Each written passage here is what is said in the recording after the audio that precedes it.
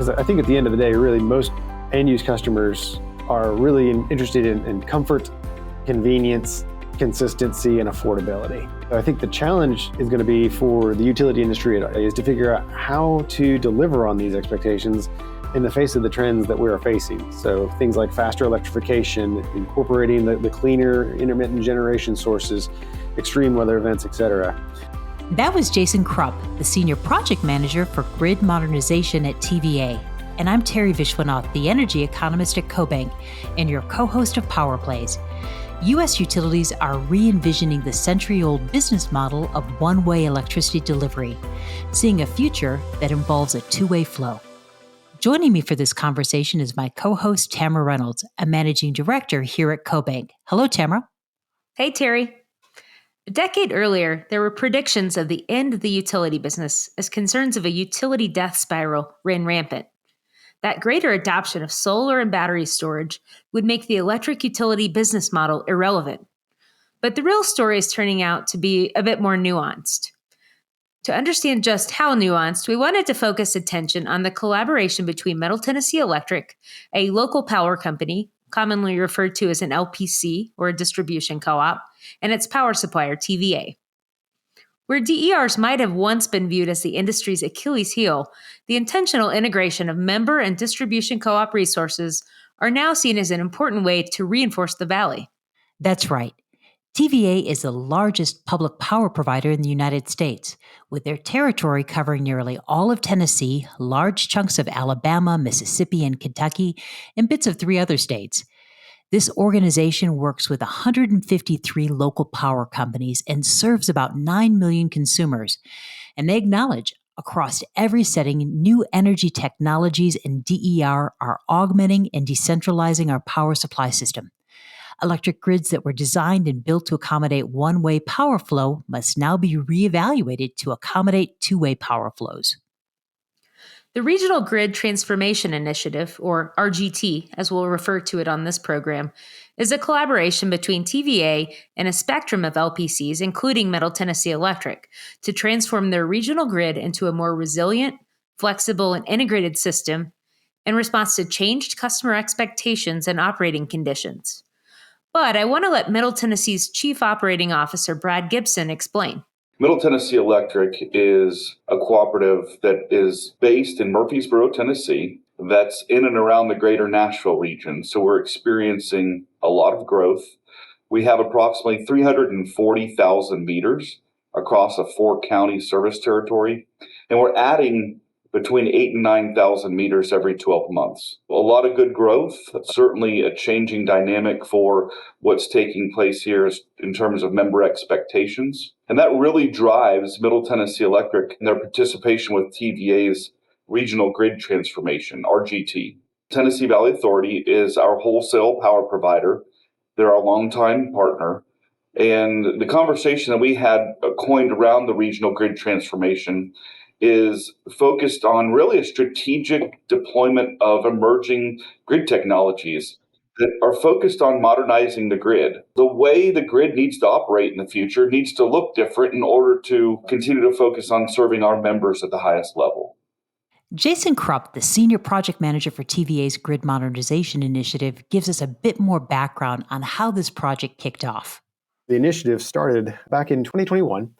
And at that time, we had 9 local power companies join us on this at the start of this. So we refer to them a lot of times as the Coalition of the Willing. We started off with those 9, but we are now up to about 17 local power companies that are working with us on this initiative and really helping us think through some of the big ideas on here and where we need to be focused for grid transformation in the Valley. With the Regional Grid Transformation Initiative, its goal is kind of forward-looking.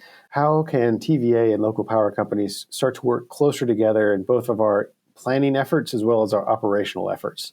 TVA and our local power companies are not vertically integrated, so we need to always work in partnership and understand what information we can and need to share back and forth between each other to make our electrical system in the Tennessee footprint as really as reliable, resilient, and affordable as possible. Our role with TVA is really to kind of help the LPCs coming together. We are really a good convener for the Valley, as well as bringing in other subject matter experts that are working across the industry to sit down so we can think through these issues and see how we can best work to resolve them for our particular footprint. Let's break that down, why this sort of collaboration is going to be necessary for our future grid. It's really necessary as more intermittent resources are starting to be brought onto the system.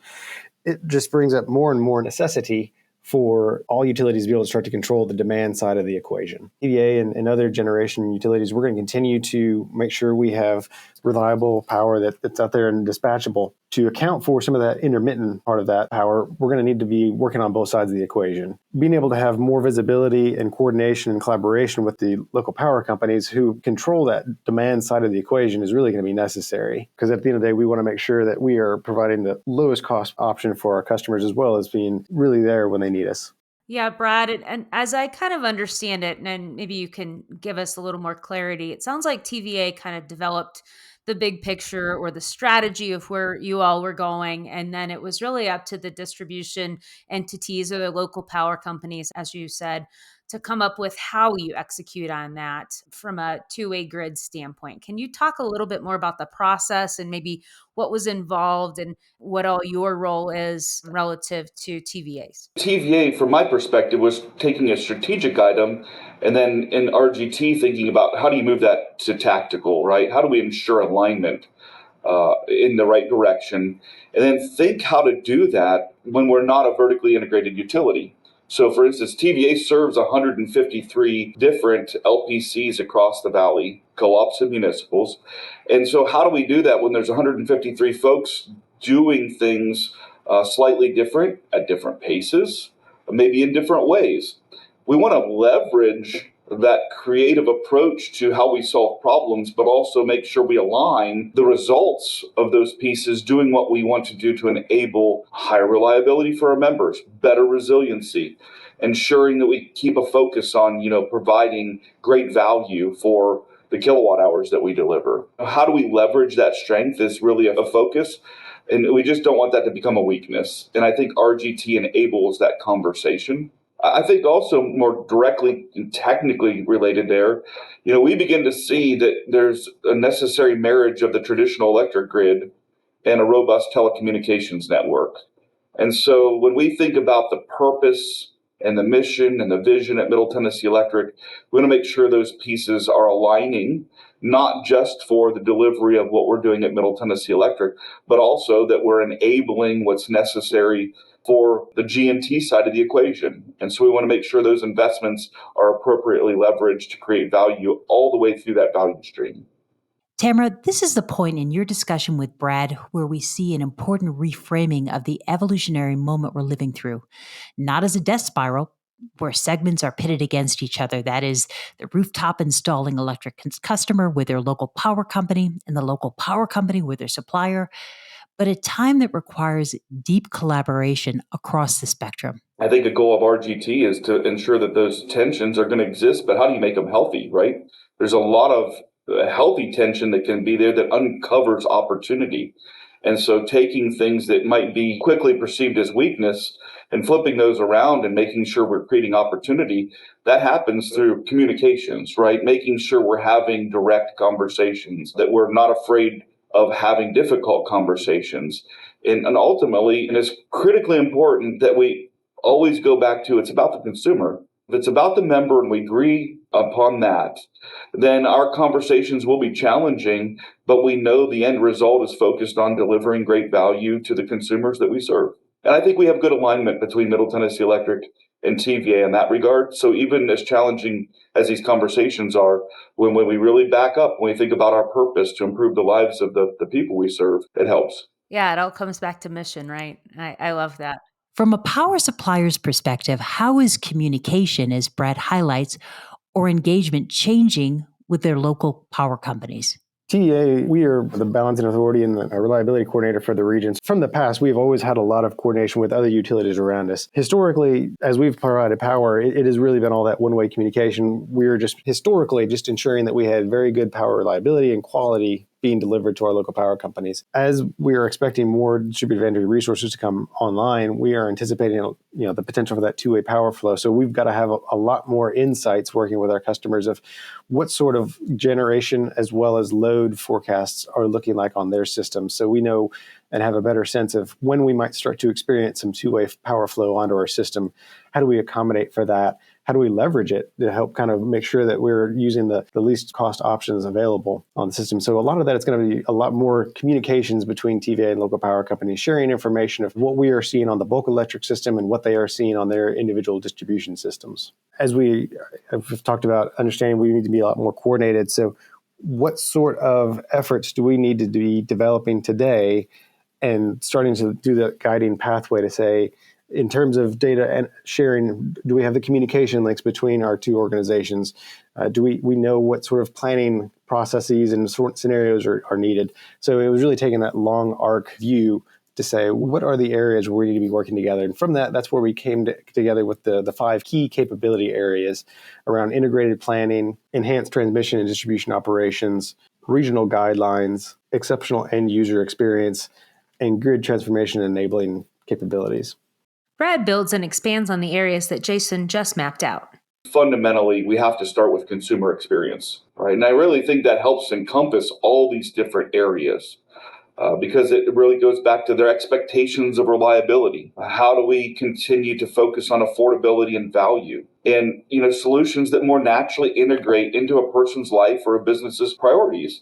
I think when we start there, then these other pieces really fold very nicely into the way we think about what the grid can do and how it may need to operate in the future. So again, I'm going to reference back to one item particularly that Middle Tennessee Electric thinks is critical to that is our deployment of fiber through our broadband subsidiary, United Communications. Again, this infrastructure, it not only solves the unserved and underserved broadband piece, but it becomes the foundation for our distribution automation, furthers our efforts for smart grid. So I think those pieces begin to fit very nicely into that tactical roadmap that comes out of TVA's regional grid transformation.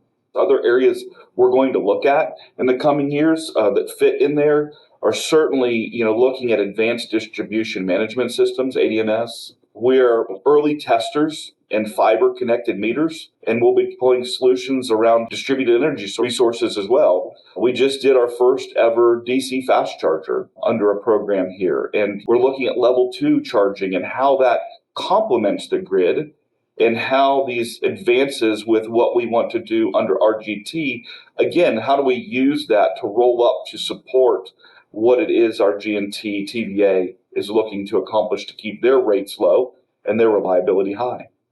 I love the notion that the consumer experience or sort of their expectations is sort of ground zero for how you think about all the other pieces in the roadmap. We noted that a lot of distribution operations, generically speaking, but also personally, are evolving with what the consumer is expecting or what they want to see from their utility. What's sort of the big picture, and then maybe some specific examples of how consumers might benefit from this collaboration with TVA and with other LPCs? I think one thing is we have to get better, Middle Tennessee Electric, potentially the industry in general, at listening to what our members are asking for. And again, residential to large C&I, all across that spectrum, their worlds are changing. And so we need to expect that change, if we're listening well, will equate to understanding how we need to evolve. Thinking about how we leverage data into solutions. How do we help people be better consumers of what we sell by giving information back to them that allows and enables them to make decisions in near real time about their energy consumption? How do we create choices for our members? We used to talk a lot about rates in the industry, and we're trying to move away from talking about rates. We've listened to our members. That's not what they care about, right? They care about their bill.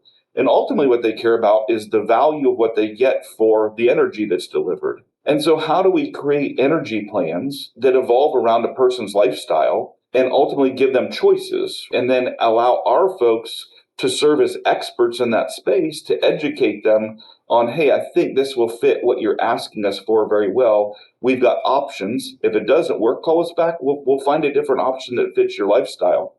So I think a lot of it starts with listening and then evolving what we've traditionally talked about into products and services that better fit people's needs today. In terms of the working groups or the distribution companies, tell us a little bit about the tactical or execution plans on how that two-way grid is going to work in the region. We were able to work with our partners, and it really was across the board, really kind of deep into their organizations, from the financial side to the IT side to the operations side to the planning side, really sitting with them and having conversations of what sort of projects do you have on the books right now? Where are you at in terms of your modernization journey? So we could get a holistic look across those 5 capability areas. And from there, we started to work with them to say, okay, well, if you are already starting to deploy fiber to this part of your system, are you now starting to think about bringing in that information into a centralized repository so you can start doing data analytics, start sharing that with TVA and other entities that they might want to do that with? So it was really a nice deep dive into their organization and starting to understand where they were headed, and then starting to make suggestions to them of where they could go that would help us align with that 20-year strategic roadmap. And it's interesting because you mentioned 153 different distribution companies, right? So that becomes interesting and certainly challenging, I would imagine. It is, because at the end of the day, every local power company, really in the country, they are at their own starting point. And that's what we have in the Valley. All 153 have their own starting point. They all have their own local needs and issues that they want to make sure that they are addressing as best as they can. This is not a cookie cutter type roadmap for any local power companies. And one of the goals for doing this with the local power companies is to be able to create these and share these with the other local power companies so that they can start to see maybe a journey for themselves. We have recently completed local power companies the capability progression model. And so this is kind of a core ongoing activity within regional grid transformation where TVA and local power companies, we collaborated together to say, what are some of the key advanced grid capabilities we would like to see for the Valley?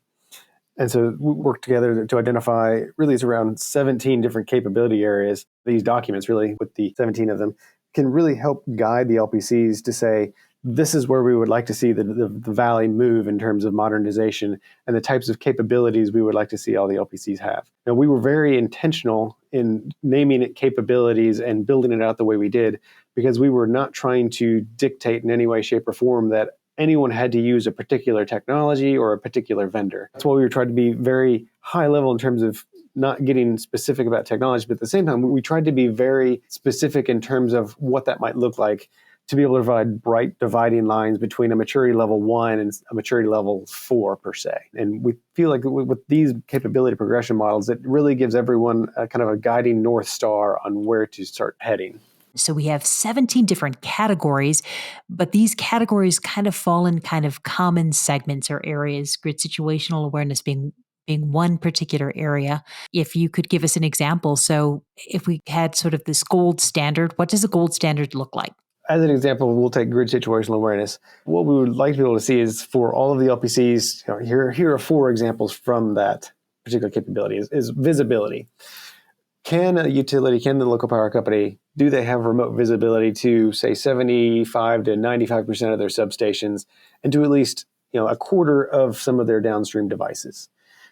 Another area around that is reliability metric reporting. Are they able to create the EIA required reliability metrics on a semi-automated cadence so that it's not completely manual? On their alarm philosophy, do they have some sort of formal alarm philosophy that has been established? And alarm reporting, are they displaying those in a kind of re-engineered way to reduce abnormal conditions and confusion for their operators? So that kind of gives an example of, at a standard level, what we'd love to be able to see across the LPCs is, can they meet those types of capabilities? Again, as you might have noticed, it was completely agnostic to which type of vendor or control system they might want to use. It's more about, can you identify and have this visibility to the portion of your territory? And from there, it just gets a little bit more mature, if you will, moving from 3/4 of your station to all of your substations and most of your downstream devices, et cetera. So as we think about the end customer, We're seeing a lot of movement on that front, whether it's going to be a level 2 charger, so new demand, or maybe it's going to be rooftop solar. There are a number of these downstream devices that can really change the operating profile for your local power companies. As we think about this idea and we think about the end consumer, I know that was part of the discussion, is the consumer being brought along on this journey. But I think LPCs and their end use customers, they're going to want and benefit from more visibility, a better understanding of the electric system, and continued and improved reliability. Because I think at the end of the day, really, most end use customers are really interested in comfort, convenience, consistency, and affordability. And so I think the challenge is going to be for the utility industry is to figure out how to deliver on these expectations in the face of the trends that we're facing. So things like faster electrification, incorporating the cleaner intermittent generation sources, extreme weather events, et cetera. Jason, what have we missed in this conversation? I don't feel like we missed a lot, but I would just kind of close with and kind of reiterate what we've talked about is understanding and kind of appreciating that each local power company is going to be on their own path, but that we are aligning and planning our operational capabilities to kind of really support this changing world. Because at the end of the day, we, TVA and local power companies, we want to ensure we've got this really robust, resilient, and reliable electrical system for the customers. This, I think, is just a very exciting time in the utility industry. You know, you hear things like it took 80 plus years to build where we're at today, and we're going to need to basically redesign and rebuild the electric system in the next 10 to 15. Just a lot is going on, and it's very exciting. It is indeed. I hope all of you have enjoyed this conversation and will join us next month on Power Place. Thanks for joining us, and we'll see you next month. Bye for now.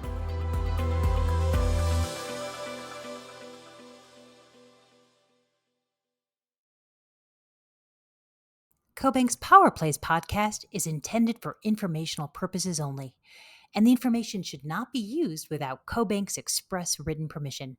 The information provided in the podcast is not intended to be investment, tax, or legal advice and should not be relied upon by listeners for such purposes.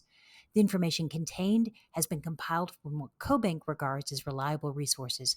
However, CoBank does not make any representation or warranty regarding the content and disclaims any responsibility for the information, materials, third-party opinion, and data included in the podcast.